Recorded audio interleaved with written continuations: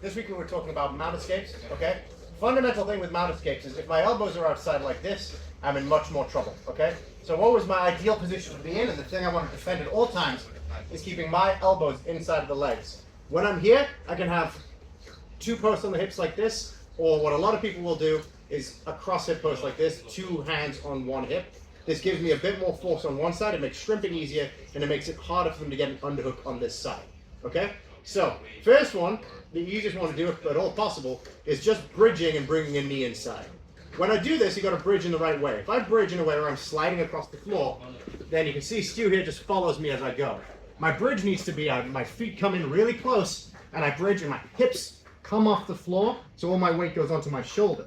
From here, I'm able to start bringing a knee inside, and I can fully recover a guard, or always if I bring one knee in, I also have the option of shooting through to Ashigarami or single leg X or whatever you want to call it. If that's a little bit harder to do, and I'm struggling to lift them, then I'm doing this is like taking off like a wet set of jeans or something. So I'm just like pushing and extending, and then when I feel like I can get close enough to the foot, this leg on the same side sweeps back, opposite ankle comes over and traps theirs.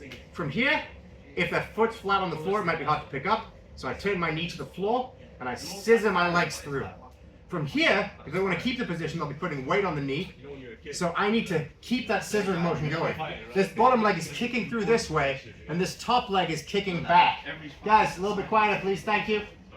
And this top leg is kicking back, okay? Until I get to the point where I can join my knee to my elbow, turn through and recover my half guard. So those are the two main escapes. Things get a little bit harder if the elbows come outside. If the elbows are outside, rather than taking my other posts, I take two cross hip posts and do the same shrimping until I can get inside. So that's the next level. One level harder than that is if they have an underhook and a cross face, okay? A lot of the time this is where we'll start. The problem here is I can't post both hands on the hip because he'll just raise this arm up. I need to be really conscious that he'll be trying to lift that arm the whole time, so my elbow clamps down really, really tight, okay? From here, this foot comes over and I trap the ankle. This takes away all his posts on this side for now. An important thing to realize is if there are weights on the other side, this sort of classic jiu-jitsu trap and roll won't work because his weight's in the wrong place, I can't move it. If this is the case, I need to walk my head under to the opposite side, okay? From here, I should be able to bridge and roll. If he allows me to, we'll roll through the guard, okay? But if not, normally people will post, boom, and this allows me to pummel this hand in so that I can regain my cross hip post and go back to what we were doing before. Let's go back to the middle for a moment. Next level up is if he manages to bring both of the arms over my head, okay?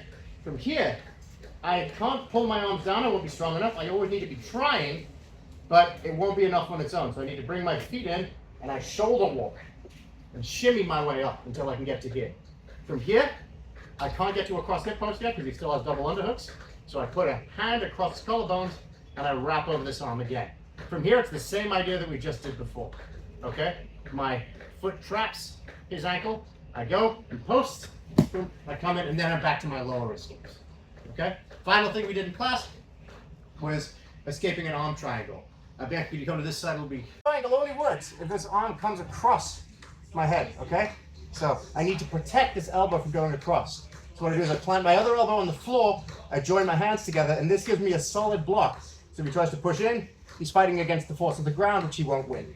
Okay? From here, I can't use my arms to push this back because I'll lose.